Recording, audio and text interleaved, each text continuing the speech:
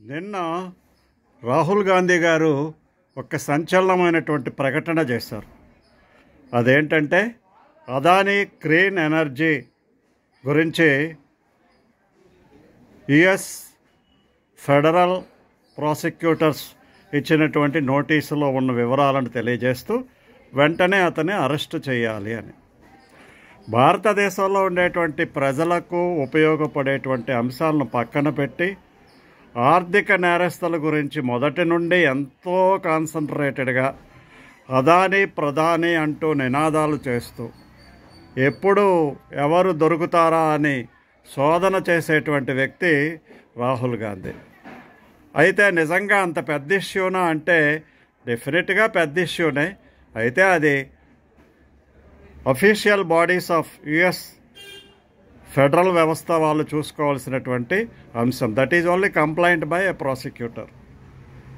అయితే ఇతను దాన్ని పెద్దది చేసి వెంటనే అరెస్టు చేయాలి అంటున్నాడు. నిజమే, అరెస్టు చేద్దారు. అయితే జరిగినటువంటి విషయం ఏంటి?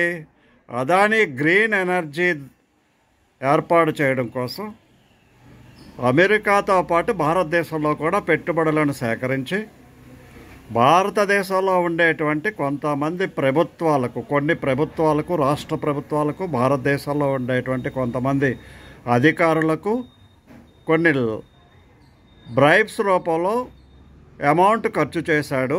అది అభియోగం. అయితే ఆ అమౌంట్స్ అందుకున్నటువంటి వాళ్ళు ఎవరు? ఆంధ్రప్రదేశ్, ఛత్తీస్గఢ్, తెలంగాణ అండ్ ఒరిస్సా, ఈ 4 రాష్ట్రాల్లో ఉండేటువంటి వాళ్ళలో ఈ యొక్క గ్రీన్ ఎనర్జీ గురించి డిస్కషన్ జరగడం. అందులో ఎక్కువ మొత్తంలో ఆంధ్రప్రదేశ్ ప్రభుత్వానికి కొద్దిమంది 1900 కోట్లు అంటున్నారు, కొంతమంది 1750 కోట్లు అంటున్నారు. ఏదైతేనేమి బ్రైబ్స్ ఇచ్చారు, ఖర్చు పెట్టారు, అందించారు, ముడుపులు ముట్టాయి అనేటువంటిది అభియోగం. అలాగైతే ఈ 4 రాష్ట్రాల్లో 2 రాష్ట్రాలు, అంటే ఇది ఎప్పుడు జరిగింది? 2023లో జరిగింది. కాబట్టి 2023లో ఆ 2 రాష్ట్రాల్లోనూ, ఇప్పుడు తెలంగాణలో ఎలాగో కాంగ్రెస్ ఉన్నది, అప్పుడు ఛత్తీస్గఢ్లో కాంగ్రెస్ ఉన్నది, ఒరిస్సాలో పట్నాయక్ గారు ఉన్నారు, ఆంధ్రప్రదేశ్లో జగన్మోహన్ రెడ్డి గారు ఉన్నారు. ఈ 4కి అందాలి అఫీషియల్స్. అందులో టాప్ మోస్ట్ అఫీషియల్స్ నెంబర్ 1 అధికారి అంటున్నారు. అంటే ఆంధ్ర రాష్ట్ర ముఖ్యమంత్రులు అనుకున్నారు కొద్దిసేపు. తప్పనిసరిగా ఒప్పందం చేసుకునేటువంటి వాళ్ళు వారే గనక, వాళ్ళతోనే లాలూచీలు ఉంటాయి కనుక బ్రైబింగ్ అక్కడే జరుగుతుంది. కాబట్టి అధిక మొత్తంలో అందుకునేటువంటి వ్యక్తుల్లో అగ్రగణ్యుడు జగన్మోహన్ రెడ్డి అంటున్నారు. అది పక్కన పెడితే ఇప్పుడు లంచం ఇచ్చినటువంటి వాడిని శిక్షించాలా, చట్టాలు లంచం ఇచ్చేవాడిని శిక్షిస్తాయా, లంచం తీసుకునే వాళ్ళని శిక్షిస్తాయా అనేటువంటిది ఆలోచిస్తే భారతదేశంలో ఉండేటువంటి చట్టాల ప్రకారం లంచం ఇచ్చేవాడి కంటే తీసుకునేవాడు నేరస్తుడు. కాబట్టి తీసుకునేటువంటి వాళ్ళని శిక్షించాలి. ఇప్పుడు అదానీ ప్రధాని ఇక్కడ ఎక్కడొస్తుంది? అసలు ప్రధానమంత్రికి ఈ విషయంలో ఎటువంటి నిందారోపణ చేయాల్సినటువంటి అవసరం ఏమున్నది? అయితే రాహుల్ గాంధీ ప్రధానమైనటువంటి ఉద్దేశం ఏంటి? ప్రధానమంత్రిని బదనాం చేయడం ఒక్కటే అతని యొక్క ప్రధాన ఉద్దేశం. ఈ యొక్క అదానీని శిక్షించాలి అనేటువంటి దానికి ప్రధానమంత్రికి లింక్ పెట్టి ఏ విధంగానైనా సరే అతన్ని లాక్కు రావాలి, వీధిలోకి లాక్కు రావాలి. ఆ లాక్కు వచ్చే ముందు ఎవరున్నారు? ముడుపులు ముట్టినటువంటి వ్యక్తి ఎవరు? Congress governments 2, Orissa and Andhra Pradesh government. Congress governments తీసుకున్నాయంటే అమౌంట్ ఎవరికి వెళ్తుంది? రాహుల్ గాంధీకే వెళ్తుంది. రాహుల్ గాంధీకి తెలియకుండా వీళ్ళు అమౌంట్స్ తీసుకుంటారు. ఆ తీసుకున్న మొత్తాలు హైకమాండ్కి ఇవ్వకుండా వీళ్ళ దగ్గర ఉంచుకుంటే అది వాళ్ళకి సేఫా? అది ఒకసారి ఆలోచించండి. కాబట్టి రేవంత్ రెడ్డి తీసుకున్న అమౌంట్స్ కానీ, ఛత్తీస్గఢ్ ముఖ్యమంత్రి తీసుకున్నటువంటి అమౌంట్స్ కానీ తప్పనిసరిగా రాహుల్ గాంధీకి తెలియాలి. అంటే ఇక్కడ దొంగ ఎవరు అంటే దొంగ అని అరిచినట్టుగా రాహుల్ గాంధీనే దొంగ అయ్యుండి అదానీ మీద అరవడం దొంగ అని. డబ్బులు తీసుకున్నవాడు ముఖ్యమా, డబ్బులు ఇచ్చేటువంటి వాడు ముఖ్యమా? శిక్షలో భారతదేశ శిక్షా స్మృతి ప్రకారం డబ్బులు తీసుకున్నవాడు శిక్షార్హుడు. లంచం ఇచ్చేటువంటి వాళ్ళు డిమాండ్ చేశారు కాబట్టి మీరు లంచం ఇచ్చామని అని చెప్తారు వాళ్ళు. కాబట్టి లంచం తీసుకున్నాడు కాబట్టి వాడిని మనము చట్టం ముందు నిలబెట్టాలి. వాడిని నిలబెట్టాలంటే ఇప్పుడు రాహుల్ గాంధీ చెప్పినట్టుగా అదానీని కనుక శిక్షిస్తే అందులో మొదట శిక్ష పడేటువంటి వాళ్ళు ఎవరు? కాంగ్రెస్ ముఖ్యమంత్రులు ఇద్దరు, ఒరిస్సా ముఖ్యమంత్రి ఒకరు, ఆంధ్ర రాష్ట్ర ముఖ్యమంత్రి ఒకరు.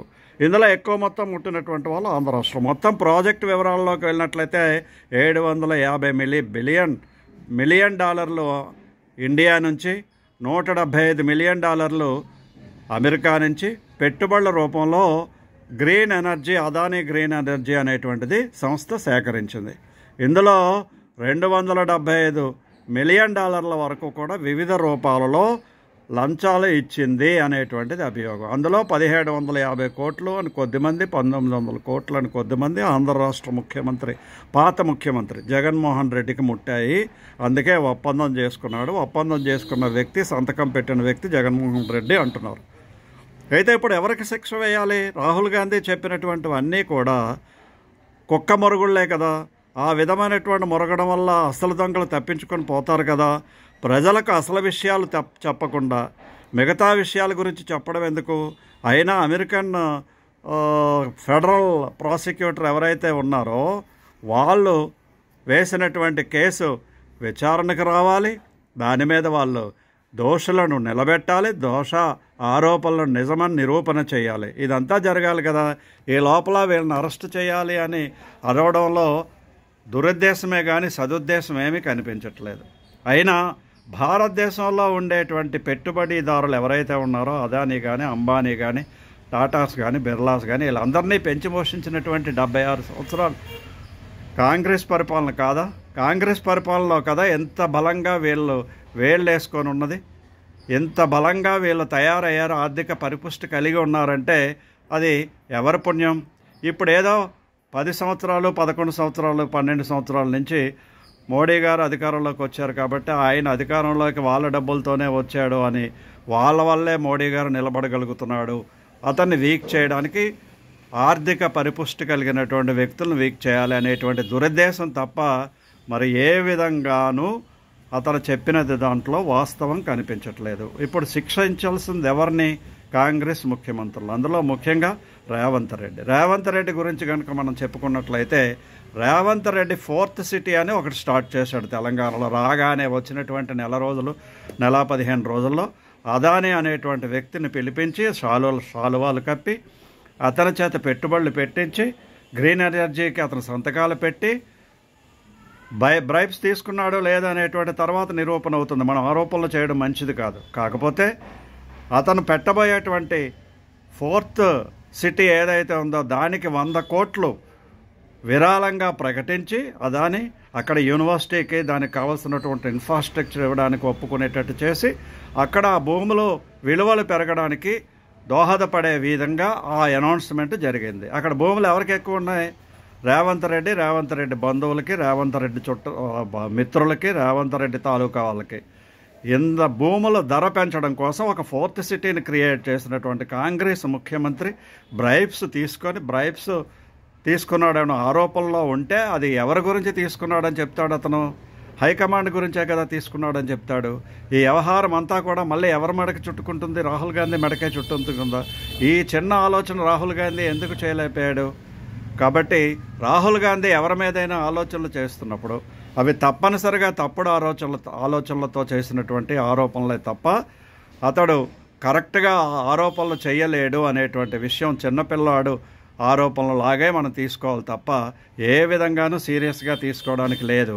అయితే అదానీ లాంటి ఆర్థిక పరిపుష్టి కలిగినటువంటి వ్యక్తులు ప్రతి రాష్ట్రానికి అతని యొక్క పెట్టుబడుల అవసరము, ప్రతి రాష్ట్ర అభివృద్ధిలో అతని యొక్క హ్యాండ్ ఉన్నది. అతను మన రాష్ట్రంలోనే కాదు, మన దేశంలోనే కాదు, శ్రీలంక, బంగ్లాదేశ్, మిగతా దేశాలన్నిటిలోనూ కూడా అతని పెట్టుబడులు విపరీతంగా ఉన్నాయి. పెట్టుబడులు పెట్టేటువంటి వ్యక్తులను ఆహ్వానిస్తారు వాళ్ళ రాష్ట్ర అభివృద్ధి కోసం. ప్రతి ముఖ్యమంత్రి, ప్రతి కేంద్ర ప్రభుత్వం, రాష్ట్ర ప్రభుత్వాలు, ప్రతి దేశాలు కూడాను. అటువంటి పరిస్థితుల్లో మనము అతని పతనాన్ని కోరుకుందారా, లేకపోతే భారతదేశం యొక్క ఆర్థిక పరిపుష్టికి సాయం చేసేటువంటి వ్యక్తి అని చెప్పి అతని గురించి పట్టించుకోవడం మానేద్దారా? ఇంతకీ రాహుల్ గాంధీ బాధ ఏంటి? అతనికి ఫండింగ్ ఇచ్చేటువంటి ఏజెన్సీలు డిస్ట్రిబ్యూట్ అయిపోతున్నాయనా? అతను ఒక్కడికే అందేది ఇంతవరకు 76 సంవత్సరాలు భారతదేశంలో. ఇప్పుడు బీజేపీకి, కమ్యూనిస్టులకి, లేదా రాష్ట్ర ప్రభుత్వాల లోకల్ పార్టీ లీడర్స్కి అంటే వైకాపా లాంటిది, లేదా మమతా బెనర్జీ, లేదా బీజూ పట్నాయక్, బీజూ దళ్, జనతాదళ్ ఇలాంటి ప్రాంతీయ పార్టీలకు కూడా పంపకం జరుగుతుందన్న ఈయన యొక్క ఆరోపణ.